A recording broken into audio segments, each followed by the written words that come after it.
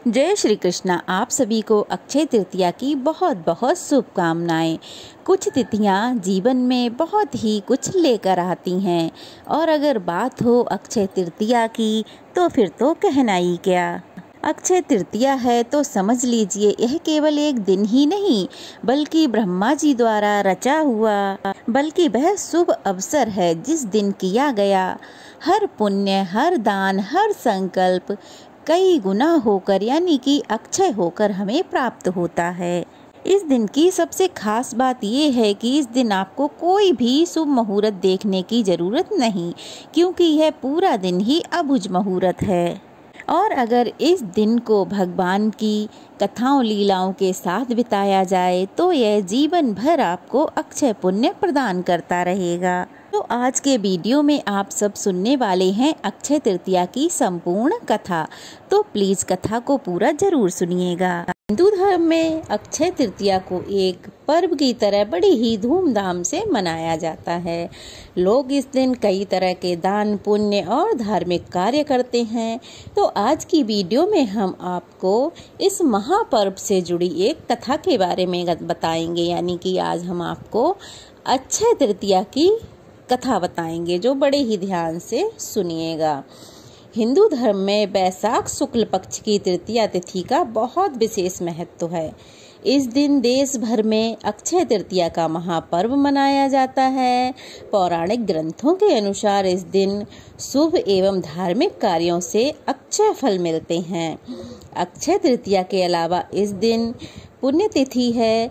श्री विष्णु जी के छठे अवतार भगवान परशुराम जी का जन्म भी इसी दिन हुआ था, तो इसीलिए इस दिन भगवान परशुराम की जयंती के रूप में भी मनाया जाता है। अक्षय तृतीया के शुभ दिन को लेकर यह भी मान्यता है कि इसी दिन गंगा नदी स्वर्ग से धरती पर आई थी। साथ ही अक्षय तृतीया को अन्न एवं रसोई की देवी अन्नपूर्णा माँ का जन्म भी हुआ था। हिंदू धर्म में इस दिन के कई महत्व हैं, जो जिनसे जुड़ी कई कथाएं हैं, कई पौराणिक कथाएं इनसे जुड़ी हुई हैं। चलिए उन कथाओं के महत्व के बारे में जानते हैं। सबसे पहले जानते हैं अक्षय तृतीया से जुड़ी एक पौराणिक कथा, धर्मदास की कथा। चलिए शुरू करते हैं। जय श्री कृष्णा। धर्मदास नाम का एक वैश्य था। धर्मदास की आर्थिक स्थिति अच्छी नहीं थी, वह बहुत ही गरीब था। वह हमेशा अपने परिवार के भरण पोषण के लिए चिंतित रहा करता। वह दिन भर यही सोचता कि कैसे अपने परिवार का पालन पोषण करूं और कैसे इन्हें अच्छा जीवन दे पाऊं, क्योंकि उसकी आर्थिक स्थिति बिल्कुल भी ठीक नहीं थी। परंतु वह स्वभाव से बहुत ही धार्मिक और दानी था। एक बार धर्मदास ने किसी कथा के दौरान अक्षय तृतीया के दिन किए जाने वाले दान का महत्व सुना। कथा का महत्म्य सुनने के बाद वह हर साल अक्षय तृतीया को सुबह उठ के गंगा स्नान को जाता और गंगा स्नान करके सभी देवी देवताओं की विधि पूर्वक पूजा करता। अपने सामर्थ्य के अनुसार जल से भरे घड़े, जौ, अनाज, गुड़, घी जैसी वस्तुओं का भगवान को अर्पित करके फिर ब्राह्मणों को उनको दान में देता। यह सब देखकर धर्मदास की पत्नियां उसे रोकने की बहुत कोशिश करती, क्योंकि उन्हें लगता कि अगर इतना सब ये दान में दे देंगे तो परिवार कैसे चलेगा, हम लोग क्या खाएंगे, हमारा जीवन यापन कैसे होगा, यह तो दान करके सब कुछ व्यर्थ ही कर रहे हैं, ये हमारे किस काम में आएगा।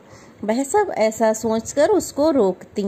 अपनी पत्नियों की बातों को धर्मदास बिल्कुल भी नहीं सुनता और ना ही उनसे विचलित होता और वह अपने सामर्थ्य अनुसार दान पुण्य करता ही रहता। वृद्धावस्था में अनेक रोगों से ग्रस्त होने के बावजूद भी धर्मदास अक्षय तृतीया के दिन व्रत एवं दान पुण्य किया करता था और ऐसे ही दान पुण्य करते करते उसका जीवन समाप्त हो गया। और एक कथा के अनुसार यह मान्यता है कि वही धर्मदास अक्षय तृतीया के दान पुण्य धर्म के कारण अगले जन्म में कुशावती राजा हुआ था। धर्मदास अपने अगले जन्म में भी दान पुण्य करने वाला धार्मिक स्वभाव का राजा था। कहा जाता है कि उनके महायज्ञ के आयोजन में त्रिदेव वेश बदलकर शामिल होने आया करते थे। प्रतापी राजा होने के बावजूद भी वह कभी दान धर्म के मार्ग से नहीं भटकता और अपने पुण्य फल से अपने अगले जन्म में यही राजा भारत के महान सम्राट चंद्रगुप्त के रूप में पैदा हुए थे। अक्षय तृतीया पर दान पुण्य से खुश होकर भगवान ने धर्मदास पर कृपा की।